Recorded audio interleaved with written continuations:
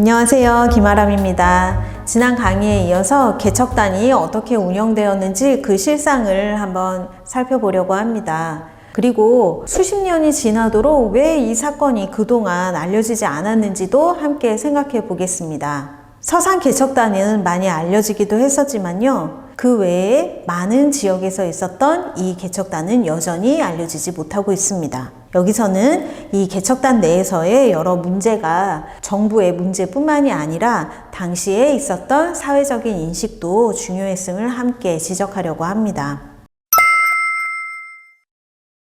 개척단이 당시 많은 사람들에게는 호응을 받을 수 있는 정책이었습니다. 왜냐하면 이 작업이 어떻게 이루어지는 것이냐 하면 황무지나 임야, 즉 개발이 되지 않은 농지가 아닌 땅을 개간하거나 갯벌의 경우 간척을 통해서 땅을 새롭게 만드는 것이죠. 당시에 60년대 초반의 한국의 상황을 생각해 보면 당시 식량을 증산해야 되는 과제 앞에 있었습니다. 그래서 먹고 살기가 힘든 이 시기에 농토를 더 만든다 라고 하는 정부의 이런 사업은 다른 사람들에게는 긍정적으로 읽힐 수 있었던 것이죠. 그래서 이 개간과 간척을 통해서 농지를 만들게 되면 그 만들어진 농지에 개척 단원들이 살아야 한다, 살게 한다 라고 하는 것을 목표로 하고 있었습니다. 그러니까 우리가 내부의 실상을 잘 모르고서 봤을 때에는 정부의 이러한 목표는 당시의 시대적인 과제와도 딱 맞아 떨어지고 농지를 만들면서 동시에 도시에 있었던 불황인들의 살 곳을 마련한다 라는 것으로 홍보가 되고 있었던 것이죠. 그렇다면 실제로 개척단은 어떻게 운영이 되었을까요? 일단 이 개척단의 가장 중요한 핵심은 자기가 원한다고 나올 수 있는 것이 아니었다는 것입니다. 우리 남자분들은 그렇다면 바로 떠오르시는 곳이 있으시죠? 군대와 같은 방식이었습니다. 당시 운영 역시도 군대식으로 조직을 해두고 있었는데요. 소대, 중대, 대대라고 하는 방식으로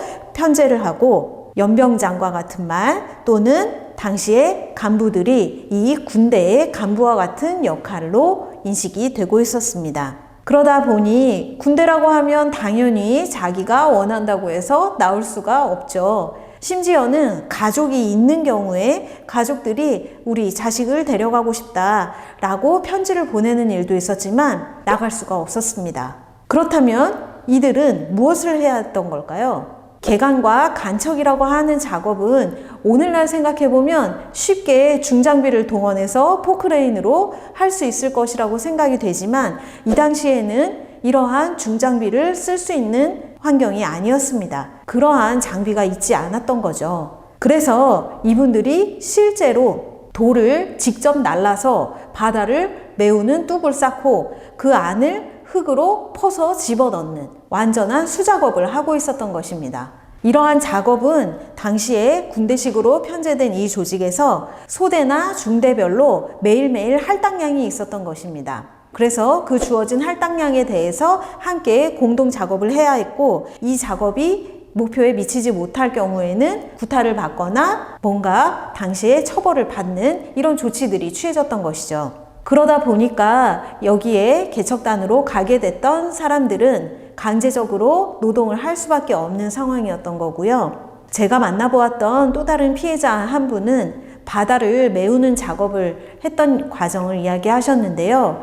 한겨울에도 갯벌을 메우는 작업을 하다 보니까 바다에 푹푹 빠지거나 또는 동상이 걸려서 죽는 경우도 많이 있었다는 이야기를 하셨습니다. 그러다 보니 이 작업의 노동 강도가 매우 높을 수밖에 없었고 맨몸으로 이 작업을 한다고 하는 것은 쉬운 일이 아니었던 거죠. 그러다 보니까 이 안에 있었던 이른바 단원이라고 하는 분들은 탈출을 모의하기도 합니다. 그런데 쉽게 탈출하기는 당연히 어려웠겠죠. 그래서 탈출을 하지 못했던 데에는 아주 치밀하게 만든 감시 체계가 있었습니다. 그 감시 체계는 서로 상호 감시를 하게 하는 것인데요. 구호반이라고 하는 조직을 만들어서 서로 감시를 하게 하고 탈출하는 사람이 있다고 했을 때에는 처벌을 받거나 또는 탈출하다가 잡힐 경우에는 또 심한 구타를 당하게 되는 일이었습니다. 그러다 보니 많은 사람들이 쉽게 도망을 시도하지도 못하고 갇혀 있는 동안 주어진 일을 할 수밖에 없는 그런 상황에 놓여 있었던 거죠. 그 과정에서 구타로 인해서 혹은 작업을 하다가 사망하는 일들도 많이 있었는데요. 서산에는 무연고 묘지라고 하는 곳이 있습니다. 연고자가 없다, 즉 가족이 없는 사람들의 묘지라는 것인데, 이 무연고 묘지의 상당수는 당시 개척단원으로 끌려왔던 사람들의 무덤이라고 할 수 있습니다. 즉, 이 개척단이 운영되는 데에는 여기에 끌려온 고아나 불황인들이 가족이 없다는 점, 그러다 보니 찾을 사람이 없고 여기서 무슨 일이 벌어진다고 해도 그 사실이 밖으로 알려지기 어려운 점이 있었습니다. 다음으로는 이 분들을 정착시키기 위해서 정부가 추진했던 일에 대해서 살펴보겠습니다. 많은 남성들이 개척단원으로 끌려와서 집단 생활을 군대 방식으로 하게 되는데요. 이 사업의 최종적인 목표는 농지를 만든 다음에 그곳에 살게 한다는 것이었습니다. 남성들만 많이 모여있는 이곳에서 이분들이 오랫동안 살게 할 방법에 대해서 정부는 무엇을 생각했을까요? 바로 결혼이었습니다. 이 결혼은 강제로 이루어진 합동 결혼이었습니다. 그렇다면 이 남성들과 결혼할 여성들은 어디에서 왔을까요? 여성들의 경우 도시에 있는 여성들의 시설, 부녀보호소라고 하는 곳이 있었는데요. 그곳에서 끌려온 경우가 있는가 하면 어떤 피해자의 경우는 취업을 시켜주겠다라고 하는 것으로 속여서 데리고 오는 경우도 있었습니다. 즉, 여성들의 경우도 이 개척단이 된다라고 하는 것을 알고서 이곳에 직접 온 경우는 찾기가 어렵습니다. 이 여성들과 개척단에 있었던 남성들을 한꺼번에 합동 결혼을 시켰던 일이 당시에 언론에서도 보도가 되었습니다. 당시 보도된 내용을 자세히 살펴볼 필요가 있습니다. 당시 결혼식이 어떻게 이야기되었는지 살펴보면요. 충청남도 서산군 모월리에 있는 대한청소년 개척단 광장에서 155쌍의 합동결혼식이 있었다. 이들은 지난날 가족을 잃고 의지할 수 없었던 불황 청년들과 윤락의 함정에서 헤매던 불우한 여성들로서 자립자활의 길을 마련하기 위해서 이곳 정부가 마련한 보금자리를 찾아 정주한 것입니다. 라고 보도하고 있습니다. 이 이야기만 보았을 때는 개척단과 합동결혼은 아주 잘한 정부의 정책으로 보이게 됩니다. 이 결혼식 보도는 중요한 문제점들을 안고 있는데요. 먼저 남성과 여성이 자기의 의지로 개척단에 온 것처럼 이야기하고 있습니다. 보금자리를 찾아서 왔다라고 하는 것에서 알 수 있는 것처럼 앞서 실제로는 경찰 단속에 의해서 또는 시설에 수용되어 있다가 강제로 끌려오게 된 것임에도 불구하고 이들이 직접 그곳을 찾아갔다고 이야기하고 있습니다. 또 한편으로 알 수 있는 사실은 정부가 개척단에 실제로 관여하고 있었다는 것을 밝히고 있다는 점입니다. 이 언론 보도에서 정부가 마련한 보금자리라고 하는 것에서도 확인할 수가 있는데요. 앞서 우리가 살펴보았듯이 5.16 군사정부는 자활정착 사업이라고 하는 것을 정부의 중요한 정책으로 실시하고 있었고, 이 결혼식 역시도 정부가 실제로 보도를 할 정도로, 그리고 결혼식 중에서는 서울시장이 주례를 했던 225쌍의 결혼식도 있었습니다. 당시에 유력한 정치인도 이곳에 참여를 하고 있었죠. 서울에서 열렸던 그 결혼식에 가기 위해서 실제로 충남 서산에 있었던 개척단원들을 동원해서 서울로 보내고 결혼식을 시켰다고 하는 증언도 있습니다. 또 한편 이 정부의 보도를 통해서는 가족이 없던 사람들이 결혼을 통해서 혜택을 본 것처럼 오해할 수 있게 합니다. 그런데 실제로 이렇게 결혼했던 부부들은 어떻게 되었을까요?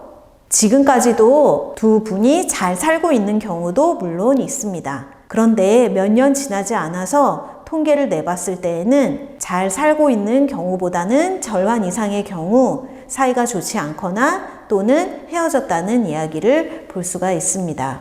즉, 정부에서는 강제적으로 결혼까지 시키면서 이 정착 사업을 성공시키려고 하는 의지가 있었지만 당사자들의 입장에서 생각해 본다면 강제로 끌려와서 군대처럼 노동을 해야 하는 곳, 그리고 속아서 오거나 역시 강제로 와야 했던 여성들의 입장에서는 이 결혼 생활을 잘 유지한다는 것이 쉬운 일은 아니었겠죠. 여성들의 경우도 시장을 보러 가거나 밖으로 외출을 할 경우에도 감시원이 따라 붙었었고 그 안에서만 생활을 할 수 있게 했었습니다. 이렇게 완전히 자유가 박탈되어 있던 이 개척단은 이후에 어떻게 달라지게 되었을까요? 이번 강의에서는 이 개척단에서의 인권 침해 문제가 매우 심각했음을 확인할 수 있었습니다. 그럼에도 불구하고 당시에 많은 시민들은 이 정책에 대해서 부정적인 생각을 가지거나 이들이 피해자라는 생각을 할 수가 없었습니다. 왜냐하면 정부에서는 이 사업이 농지를 만들 수 있고 가족이 없거나 집이 없는 사람들을 정착할 수 있게 하는 사업이라고 홍보했기 때문이죠. 그렇기 때문에 당시에 살던 많은 분들은 이러한 정부의 홍보나 보도를 통해서 이 사건을 접했을 경우에 이 정책이 아주 좋은 정책이었다라고 생각할 수밖에 없었을 것입니다. 또한 그렇기 때문에 수십 년 동안 이 안에서 어떤 일이 벌어졌는지는 이 당사자들의 목소리가 아니고서는 밝혀질 수가 없었고 정부에서 남긴 자료를 통해서도 그 안에서 실제로 운영됐던 모습들은 알 수가 없었던 것입니다. 다음 강의에서는 이 개척단이 전국적으로 어떻게 운영되고 있었는지에 대해서 살펴보기로 하겠습니다.